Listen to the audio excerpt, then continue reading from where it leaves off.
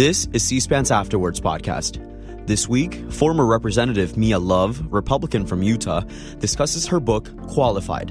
She reflects on her journey to Congress and why she believes more women and minorities should run for office. She's interviewed by Axios senior politics reporter, Eugene Scott.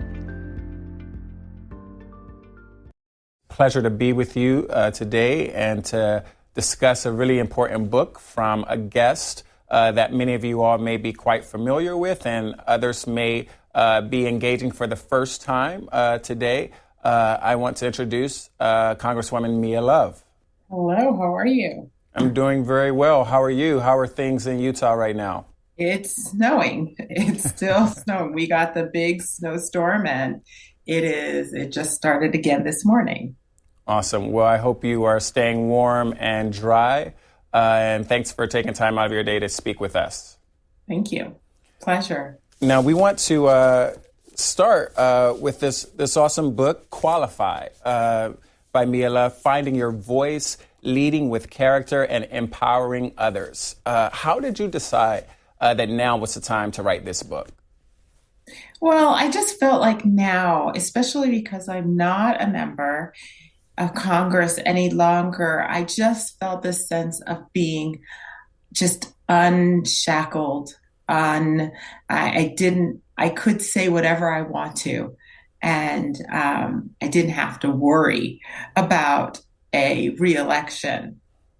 That I could let people know who I am and why we need, now more than ever, members of Congress that are going to lead with character.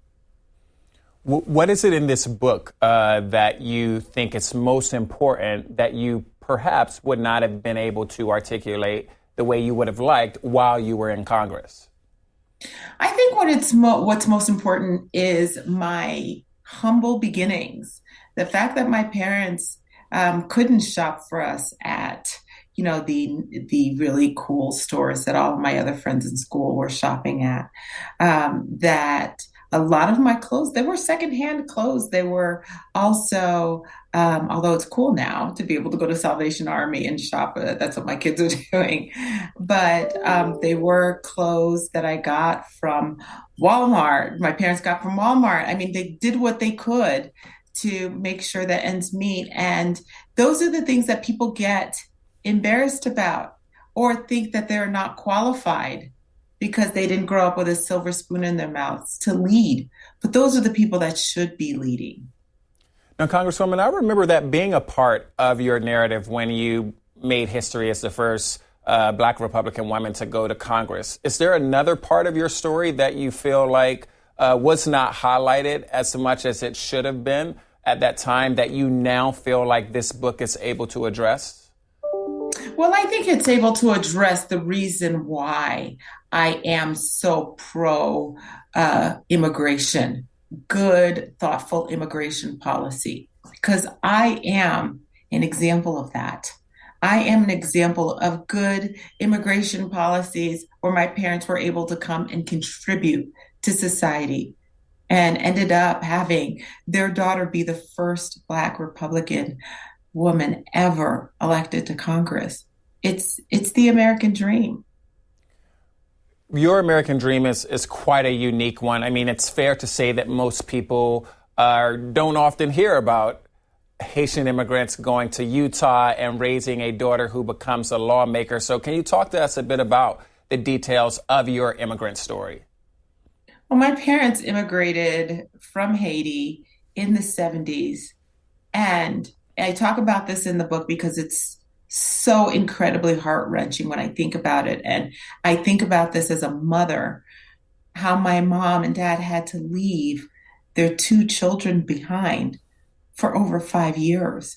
I was born in New York. My brother and my sister were still in Haiti. My brother, I talk about the experience after my dad went first to the United States. And I talk about how my brother cried and screamed at my mom and said, "Daddy got on the big white bird and never came back," meaning the plane, and never came back. "Please don't go." And she had to pry his little hands away from hers and get on the plane while watching him scream, not knowing when she was going to be back to see him. Now, assuming many of our viewers are just less informed about Haiti and its politics and its history, what was it about 1970s Haiti that led your parents to say, we need to go to the States? Well, it was actually earlier on than that. And again, this is addressed in the book where my dad was 14 and he was being chased along with some other people by the Tontomacoute. Those were the thugs that did the bidding of the dictator at the time. That was Duvalier at the time.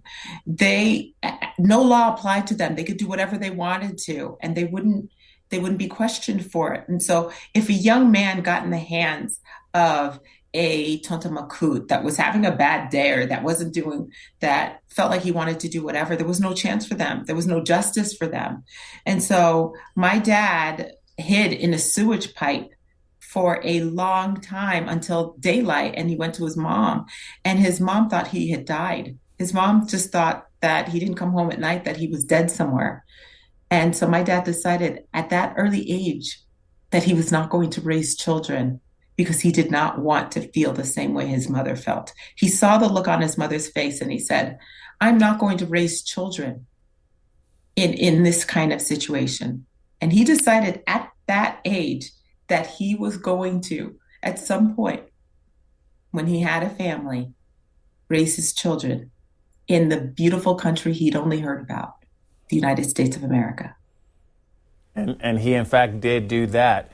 When you think about your parents, your father in particular, his story, what he went through to come to the States to provide a better life for you and your siblings, how does that shape your views on immigration when looking at current individuals trying to come to the States to flee comparably as chaotic situations?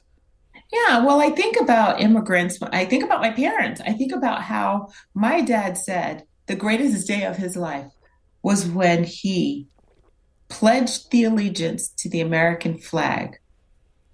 And he knew exactly what he was saying, and he meant every word of it.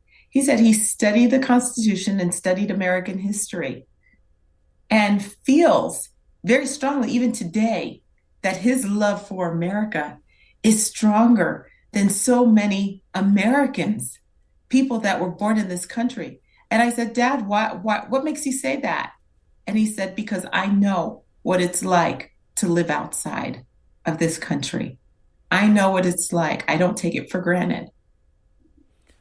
And how did that patriotism shape you as a child? Were you a kid who knew, before middle school that you wanted to be a lawmaker, or is there some? Never. Okay. But I imagine this was not something I said I wanted to do when I grow up. Okay. This was politics was never one of those things that I wanted to get involved in.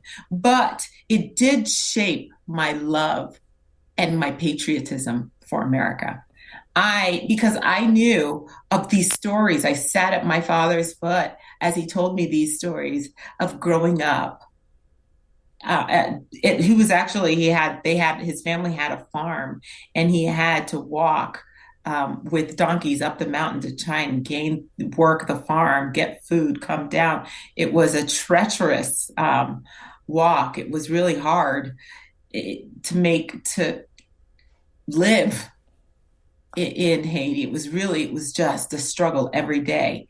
But he told me about what a dictatorship was like. He told me about the differences and why America's so great and why it's important for people to continue to have power, not government have power. I grew up with all of those stories, and I appreciated this country. And I knew that no matter what, I would at some point do what I can to not be a burden to society, to give back. Any chance I had, I was going to give back. And that started early on in my adult life, being on the city council in Saratoga Springs and eventually becoming mayor. So obviously you had the privilege of not growing up under a dictator, but when you reflect on your childhood, what are some of the things you remember loving most about this country, separately perhaps from what your father loved most about America? Well, I love the fact that, it's very hard as a child to grow up and know and live here and know that you just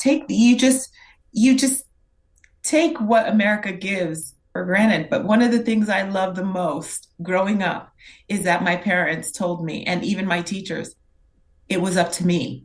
I could be whoever I wanted to be. I could do whatever I wanted to do. As long as I worked hard for it, I could be a doctor, I could be a teacher. I knew that that privilege was available to me here. And while you were certain that you didn't want to be a lawmaker, what are some of the goals you remember pursuing and striving for as a young child? Oh gosh, I mean, I was involved in choir. I was involved in all of the musicals. I knew that I wanted to get, all I knew at that time is I wanted to get good grades so I can have options. Because when I was really young, I didn't know what I wanted to do. I never said that I didn't want to become a congressman. I just said that that wasn't what I wanted to do. It's not what I said I wanted to do when I grew up. I knew that I wanted to, I mean, in my mind, I was going to perform on Broadway musicals because I did performing arts in college. I just loved the world of musicals and entertaining and making people feel good. One might say that lawmaking is entertaining in some ways that are quite different from what you were striving for as a young person. But you did find your way to the halls of Congress and had a memorable impact in terms of history making and also in terms of helping people rethink what an American looks like. What do you think of when you think about the impact you had in Congress retrospectively? Well, I think, first of all, there are several facets of this. First of all, I've always said yes, the first Black Republican woman ever elected to Congress. I certainly hope I'm not the last. But one of the frustrating things that I found is it was really difficult to get, especially people in my party, to allow me to lead in areas like immigration, like women's issues, that I was passionate about. And that the messenger counts. When you're sending out a message, people that you're trying to speak to need to feel like you relate to them, you understand them. And that's one of the things that I continue to tell even Kevin McCarthy today and all of and the GOP leaders today is the messenger counts. And we have to put forward people who can deliver that message so it resonates to the ones that we want to speak to. I mean, it's just, that impact, I hope I'm not the last. The impact also is that you don't have to be an attorney graduated from Harvard. And I try to really emphasize this in this book, that your experiences, especially the humble ones, the things that framed your life, and as long as you are leading by the content of your character, as long as you are leading by who you are and what you believe in, that's what really matters. That's what leaders should do. And that's who leaders are. There's been long concern. It's not comfortable. I'm sorry I interrupted you. You were talking about it not being comfortable? It's not comfortable. It's not comfortable all the time. I mean, you've got so many people that are expecting you to say things a certain way, do things a certain way. But when you lead by character, you know right from wrong. You stand up for the things that are right, and you call out the things that are wrong. And it's at the end of that's what we need.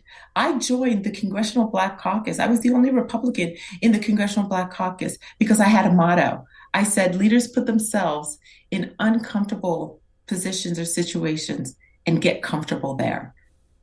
It was uncomfortable for me to be the only Republican there. And I got really comfortable there because I made friends and I found people that I love dearly to this day that I call my brother or sisters because we found things that we can work on together.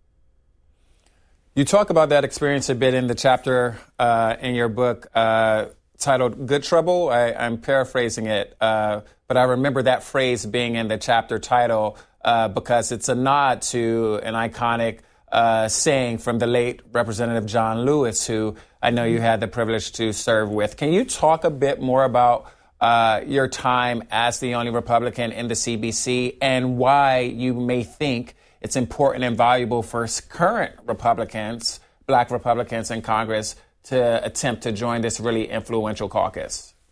Yeah, and and it's just not, like I said, a lot of people said, don't do it, Mia. It's not going to be, they're not going to like you. It's not going to be comfortable. Your policies do not align.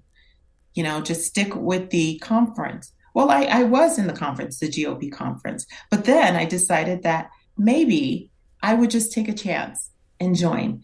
And I met up with Marcia Fudge, who ended up becoming she was my chosen big sister there. I had Paul Ryan, who was my mentor and big brother, who I would go to for advice and help. But I also had Marcia Fudge, which made me so much more well-rounded. But there's a great example that came from that, where Cedric Richmond, on the way to the State of the Union, we talked, he said, we see so much, we see so many things in the same way. Why are you a Republican? I said, because of the stories that my dad would tell me about why it's important that people have power and that we don't centralize power, and dictators and people who are able to have too much power in the highest levels of government is so bad for people. And I also said that being a mayor, a city council, I found that the most efficient, the most effective solutions are found at the most local level. I was able to address issues very quickly. And the closer you get decision making to people, the better it is. And Cedric told me, he's like, I understand that. He's like, I think differently because the local level is what kept my family, ancestors from having the ability to vote, they were the ones that chased us down in the streets, that didn't give us the rights. And we had to go to the federal government to finally make sure that the states allowed us to vote without fear of harm or being jailed. And I got him. We got each other because we saw the perspectives from each other's point of view. And it made it so that we looked out for each other and we found ways to work together and things that we could agree on. It's such an important point. Different Americans have different experiences with small government in terms of making their lives better or worse. And that certainly shapes their politics and the policies that they support. What is it in the current GOP? You've been out of Congress for a few years now that you find yourself aligning with most? And what do you find yourself disagreeing with most? Well, the principles of free markets is really important. Those are the things that my dad was able to come to the United States with $10 in his pocket. He found work, and the harder he worked, the more he progressed in his work, the more money he was able to make. It was the mom and pop shops, the small businessmen that were able to hire my dad. He had 3 jobs to make ends meet. One was him being a janitor, cleaning toilets in order to pay for books for me for college. We need to be able to continue to have the opportunities to give people as many opportunities so they can be as ordinary or as extraordinary as they choose to be. But we cannot burden them with high taxes. I am still pro lower taxes. We have to be able to allow families to take care of each other. We have to be able to depend on each other and have this idea that we have an obligation to care for those who cannot care for themselves instead of looking to government to do it for them. I still believe that we have to find a way, again, along with lower taxes, to lower gas prices, to lower inflation. It's hurting Americans, to give people as much access as possible, and to let them be the masters of their own success instead of making people dependent on a federal government to do everything for them. And on issues you disagree with, I mean, one could argue that the GOP that exists today is quite different in some areas from the one you were a part of, at least on the Hill. I think that's a little more. I certainly wasn't prepared to. I could have thought about it a little bit more. I've disagreed in the past, obviously, with some of the statements that the former president made, some of the issues that he brought up. I disagree with.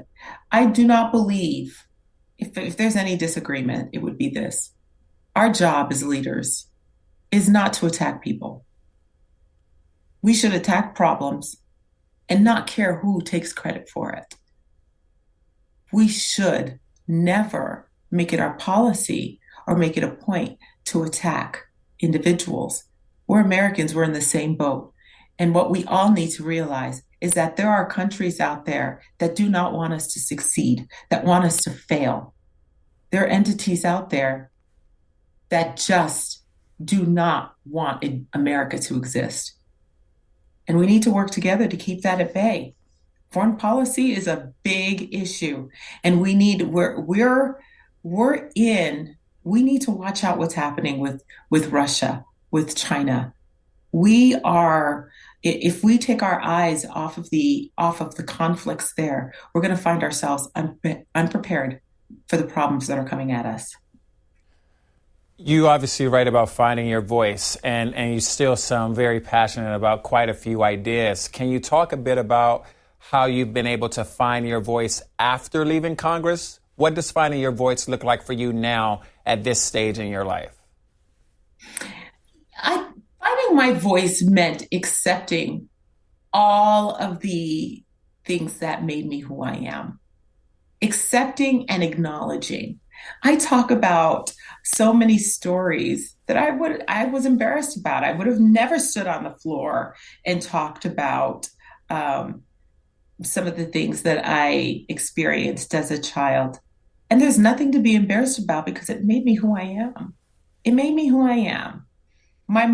Being embarrassed about my mom's really thick, heavy accent, trying to fit in. Being a leader it's not about trying to fit in. It's about letting people be who they are and letting them live out their American dream, their version of the American dream, not mine, but theirs.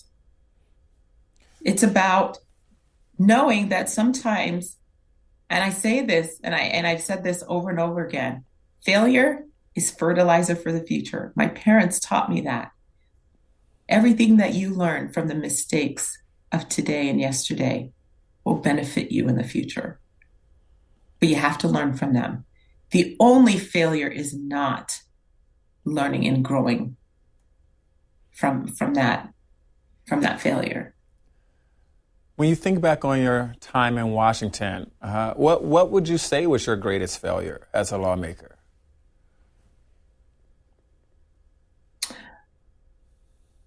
I would say my greatest failure is not speaking up enough or more. Speaking up enough or more. I always felt like I needed to wait my turn, wait till I'm called upon, that would be my biggest failure. I could have spoken up and out more. And what would you have said? Well, there's a lot to say. It depends on the moment, right? Yeah. It depends on the moment. Mm-hmm. Mm-hmm. I should have done, I think, more TV than I did so I could get my message out, not what I was told or when I was told to get it out, right? I feel as if I should have done more that way. What I would have said, I would have spoken out more about immigration. I would have spoken out more about some of the great things that I was working out. And I always thought to myself, I shouldn't boast about the things that I've done. I always looked down upon that.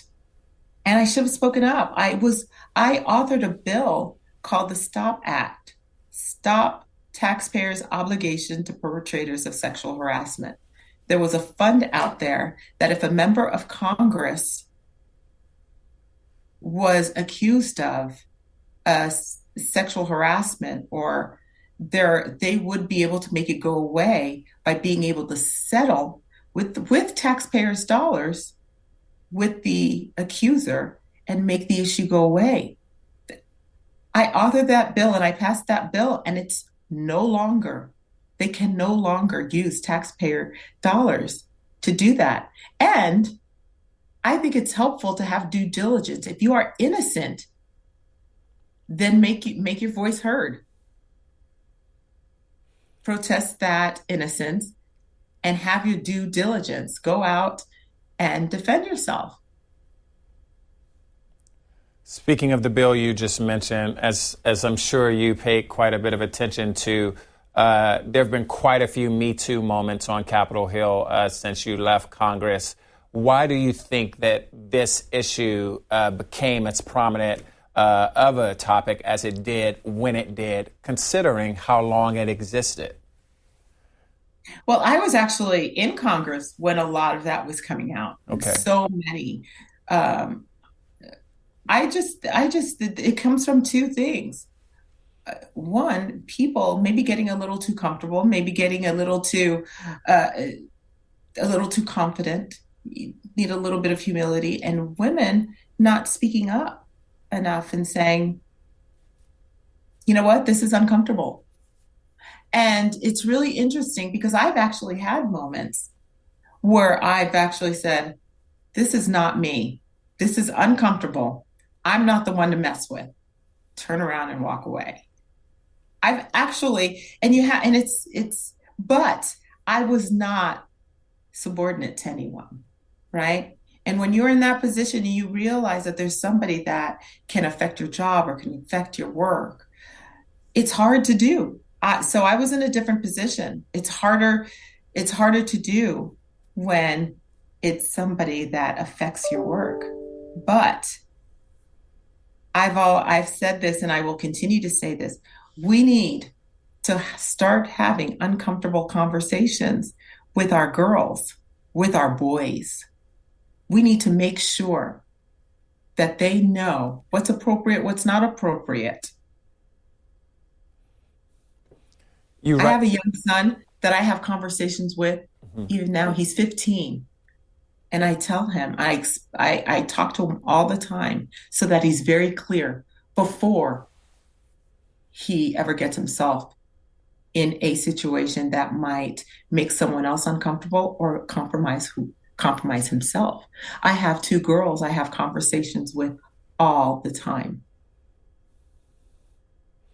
You're writing the book quite a bit about being a parent, and I would love to hear how, as you have gone about raising kids over these past few years, how that has shaped your political worldview and your positions on policies and your outlook on how this country should function.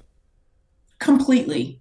It has completely, because everything I did in Washington was to make sure that my children had a better country, an improved country to be raised in, preserve the things that made this country great, and improve upon the things that can improve this country.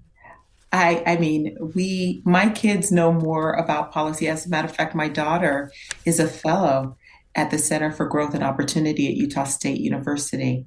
She writes policy research, not from a political standpoint, not from a Republican, a left or a right standpoint. She just uses data to talk about why immigration is good for the U.S. economy, why it's good for us as a country and as a people. And I love the fact that she's doing that, and that my being involved has made my kids realize that they have to be involved. They have to stand up. They have to make their voice heard, or someone else inferior to them is going to do it for them. But no political ambitions have been vocalized yet there with your For my kids? kids, Yeah. they also saw the bad. They also Yeah. saw the ugly. They also saw that you Yeah. can't even, I had to turn off social media several times just because people can be so cruel. They can be. And another thing that this book does is it talks about who I am authentically instead of letting somebody else tell people who I am. There's a lot of that goes on when you're a member of Congress. Oh, she's this. Oh, she's this. She's not really black. Or else she wouldn't be GOP, or she wouldn't be saying these things. I mean, all of that, I get to tell my story. I get to talk about who I am because there were so many lies that were put out there during campaigns. There were so many different things. And I said, I get to tell who I am. And I hope that what this book does more than anything else is anyone who reads it sees a way that they can be involved, that they can actually lead, not to listen to the noise of the people that are telling you you're not experienced enough, you're not good enough, you don't have the right type of pedigree, that they could lead, and that the thing that qualifies them is their character. What is the biggest misperception about you that you feel like you were able to clear up in this book? There's this idea that because I'm a Black female, that I should be a Democrat, or I should be this, or I should be that. And I hope people understand this. Don't allow anyone to ever put you in a box. I went to Chicago once. I was speaking to a group, the University of Chicago, speaking to a group of aspiring attorneys. And again, I was told, Mia, don't go. These people are Obama people, and they will hate you, and they will boo you out of there. I mean, you go into universities, it was just, they were like, it's not a good time for you to go, don't do it. And I remember I told my story. I spoke about who I am and what I believe in. And one young lady stood up and she said, I don't understand how you could be on the wrong side of the fence. You could be a Black female, how you could be a Republican, living in Utah, being a member of the Church of Latter-day Saints, of Jesus Christ of Latter-day Saints, Mormon, or LDS. How could you be all these things? And I said, I am all these things because I refuse to fit a mold that society tells me to fit into, a mold that they say, this is where you belong. This is what you should think. This is how you should think. And I said, if Martin Luther King didn't stand up to government and say that we are not second-class citizens, you would not be here today. He didn't fit this mold that government wanted to fit him into. He didn't fit this mold. He said, I am much more than that. I said, don't take my policies. I don't want you to take my policies and believe my policies and run with it. What I want you is to preserve your right to think for yourself and to have your own thoughts for you yourself and your family. That's what I want. You are here because you're a human being that deserves to be here, and you're working for your right to be an attorney and to be whoever you want to be as extraordinary or as ordinary as you choose to be. Your point about not fitting in a box because of your gender or your ethnicity, it's one that is frequently made by former South Carolina Governor Nikki Haley, and we hear also from Senator Tim Scott from South Carolina also making that case quite a bit. And I think we'll hear that point just resurface on these campaign trails next year as the GOP seeks to figure out who they're going to nominate heading into 2024. Do you feel like since you left Congress that your party is more welcoming to more people of color, to more women, to more individuals who are less likely to be defined in a traditional way when we start thinking of Republicans? I think as a whole, that's what our principles would suggest. I think as a whole, yes. I think there are certain individuals that do not represent the best of what we believe in. I mean, you do look at people like Nikki Haley and like Tim Scott. You look at, gosh, I served with Will Hurd and Carlos Curbelo. Um, we used to have this joke, as a matter of fact, when there were people in the gallery and we were on the floor and we were talking together. I would say, we need to disperse. We can't be held. We can't sit in a clump and talk together. We need to look, at least from there, more diverse. We need to disperse.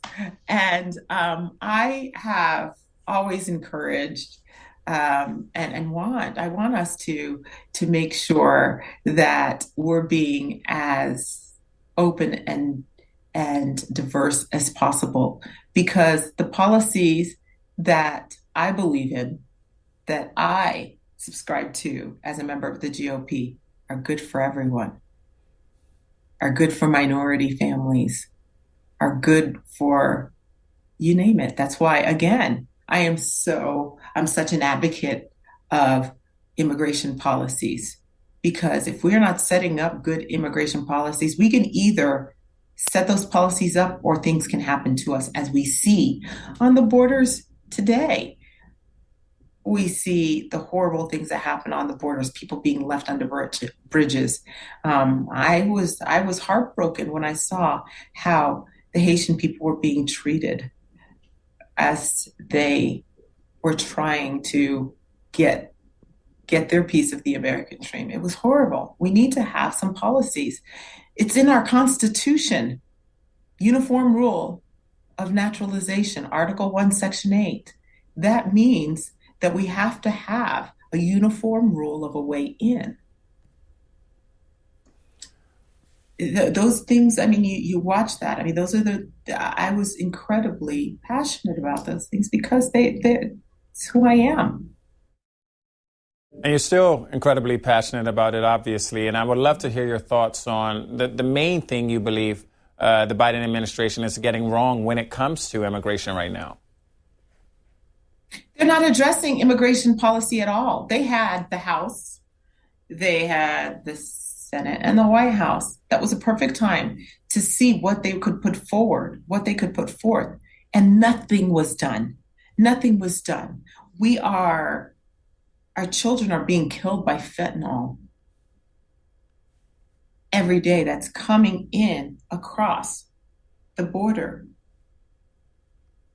I was on financial services and over terrorism and illicit financing. I was also over human and sex trafficking in the United States and how that was happening. I mean, we have a responsibility to make sure that that is not happening at our borders, but it is. People are doing some horrible things and bringing children in to being trafficked for the purpose of trafficking. It's just unacceptable. You are obviously passionate about children. You speak about the youth quite a bit. What type of advice would you give to other new lawmakers who are trying to balance being a representative and raising kids in this country at the same time? Just remember what you're doing it for and who you're doing it for. I did. Every policy, I thought about my children all the time and what country they were going to be left with. And that includes another thing that I agree with the GOP, is that we need to do something about our out of control debt and spending. There's no way. I mean, you can't even get your arms around it, but you have to start. You have to start. Even if it means that we have a balanced budget in 20 years, we have to start. We cannot leave our children with this type of burden. What would I tell our children? You asked me a question, I got off track. What would I say to the youth or to newcomers? Yeah, to new, there are quite a few moms and dads of young children who have just started in Congress this session, and you know what it's like to have young children and to be in Washington for quite a bit of time. And I would love to hear Yeah. what you would tell them. How do you balance that? I would say don't shy away from going home. Go home, come back, remember who you're fighting for and what you're doing it for. I mean, being a member of Congress, I still, thank goodness for modern technology, but I would FaceTime my children. My daughter would say, Mom, do you know where my swim gear is? Do you know where this is? Do you know where that is? I would still have conversations with my kids. As a matter of fact, every night at 10 o'clock Eastern time, I knew it was 8 o'clock and my kids were getting ready for bed. I would have a conversation with them and I would be stuck right here. They couldn't go anywhere. They would have to be right here with me having a conversation about the day, to just remember who you're fighting for. Keep in touch with what's going on at home so that you can represent people better. Now that you're in the district more, what are you seeing that's going on at home, on the ground, with Americans, with voters, with students, that you feel like people in Washington might be missing? Frustration with Washington. Frustration with Washington. People's lives aren't getting any better. My kids are watching adults on TV be absolutely horrible to each other, things that aren't getting done. Also, there are so many people. I mean, the Biden administration, and I'm with him on this, I wish he would do something, but the Biden administration talked about the noble cause of eradicating cancer, of just doing everything that but I've seen no movement. They also promised doing something on immigration, and I've seen nothing. I'm frustrated, just like people are frustrated, because they're like, where are all these promises? Instead of the promises being kept, we're seeing still gas prices are still high. Inflation, what we're getting in terms of what we're getting in paychecks, not matching what the rise of inflation. People are still, they're having more of a hard time making ends meet, putting food on the table, taking care of their family. And what would you encourage your neighbors to do with those frustrations? We know that apathy is a real issue among so many Americans, and while others, are motivated to become more engaged, somehow civically or through nonprofit work or entering politics themselves, how would you encourage someone to move forward despite their frustration? I would say, first of all, read my book, because they would get a heads up of what to expect. I mean, I talk about imposter syndrome. I talk about all the people and all the noise coming at you, making you doubt yourself, doubt your qualifications. I would say, first of all, read the book. Second, figure out what you are passionate about and then go and lead on that.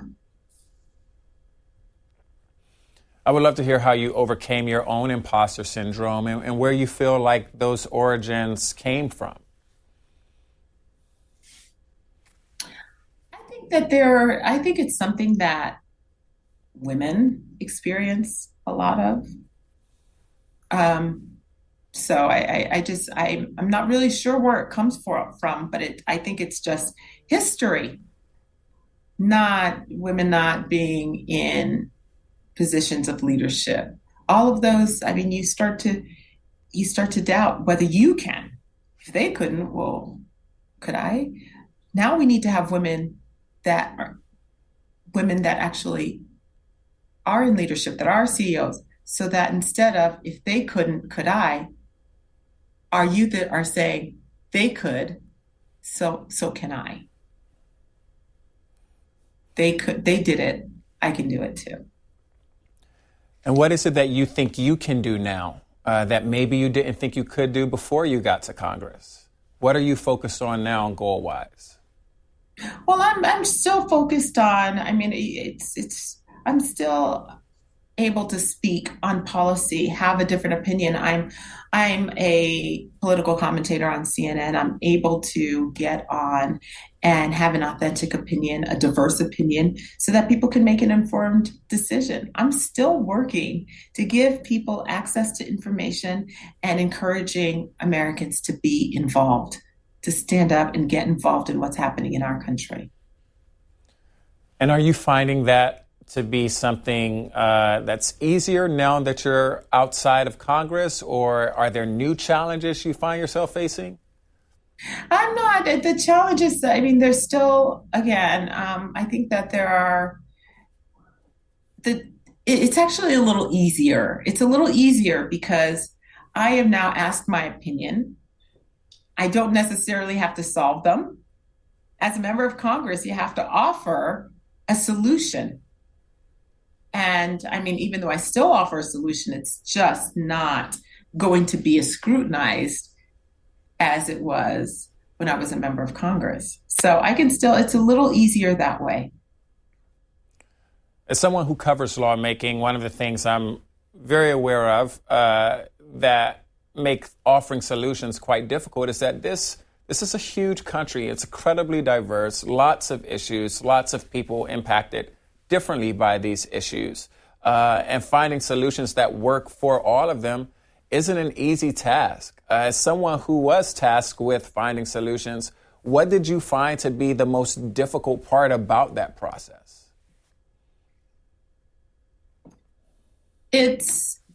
What I found is that there are some solutions. The problem is that there are some issues that are used as wedge issues by the political side of both sides of the party, right? So you've got the NRCC, you've got the DCCC. It's about winning and less about solving the problems.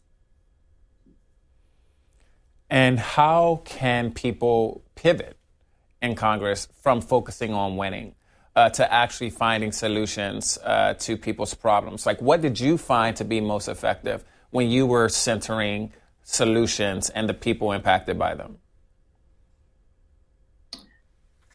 I didn't care who took credit for it. If I had an idea, there are times where I'd partner with a member on the other side of the aisle. I did that with Kirsten Sinema on financial services quite a bit. I mean, our states are pretty close. Land issues were very similar. We had things that we could work on. And then I started, again, working with my friends. Emmanuel Cleaver, we call him Rev, came to Utah, and we did a poverty workshop together. We went to talk to as many different entities as possible.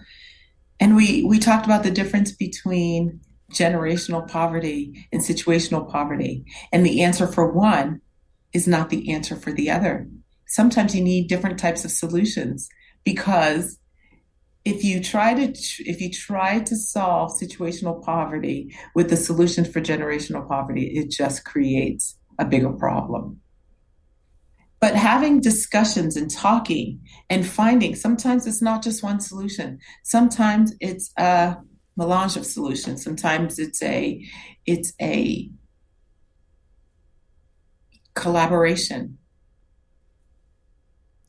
Bipartisanship seems very difficult and increasingly rare right now when you look at Capitol Hill. Do you have any ideas of how lawmakers can cut through that?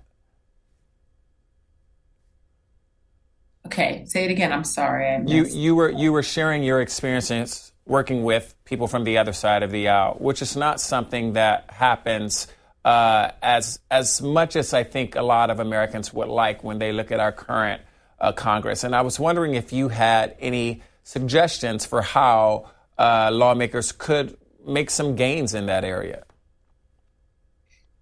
They just have to let go of their ego and also let go of what they think may be good or bad for them in an election and join. I mean, joining the Congressional Black Caucus wasn't a political move. It wasn't something that I could go back to my district and say, yes, I've joined this or I did this, but I did it. And I was able to get some great things done. So it just means, and I'm going to say it again, this is the whole idea. Don't lead by policy. Don't lead by who is in front of you. Don't lead by who's in the White House. Don't lead by what the House leadership or the Senate leadership says. Lead by character. Lead by character, and you'll get things done for people. Lead by what's right and wrong versus what's left and right. And lastly, you mentioned getting things done. I would love to hear if you're hoping to get things done again on Capitol Hill or return to a political office in some other capacity. Well, I am not going to say no. If the opportunity arises and I can make a difference, it's my obligation. And I would say that for everyone else also. It would be my obligation to do it. And I'll be ready when the time comes, when that tap on the shoulder comes, as Winston Churchill says. Will you be ready for what could be the finest hour? I will be ready. Well, until then, Congresswoman, we thank you for taking time to talk with us today and to share your thoughts and your experiences and views and values on character, on leadership, on the qualifications that made you who you are and carrying you as you move forward. Thank you so much for joining us. Thank you. Thank you. Appreciate it. Hope you enjoyed the book. Indeed. Thanks for listening to this week's Afterwards podcast. If you enjoyed this podcast, listen to C-SPAN's podcast about books. Learn about the latest nonfiction books and best-selling authors. In each episode, we report on bestsellers lists and book reviews from around the country. You'll also hear authors talking about their latest books and insider interviews with nonfiction book publishing industry experts.